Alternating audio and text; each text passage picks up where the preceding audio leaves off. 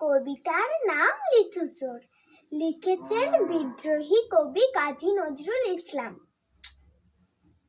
বাবুদের তাল পুকুরে, হাবুদের ডাল কুকুরে, সে কি বাস করলে তারা?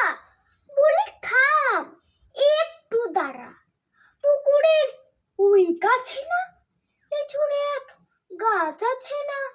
হতা না আসতে গিয়ে ইয়া বড় কাস্তে নিয়ে গাছে যেই চড়েছি, ছোট্ট এক ডাল ধরেছি। ও বাবা মরাত করে করেছি সারাত জোরে। পড়বে পর মালির ঘাড়েই, সে ছিল গাছের আড়েই। বেটা ভাই বড় নাচ্ছার, ধুমাধুম গোটা দুচ্ছার। দিলে খুব কিলো ঘুষি, একদম জোরসে ঠুসি। আমিও বাগিয়ে থাপড় দিয়ে হাওয়া চাপিয়ে কাপড়।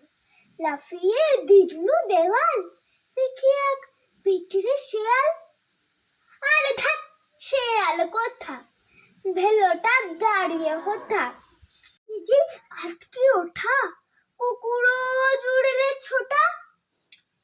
আমি কই কম্ম কাবার, কুকুরেই করবে সাবার।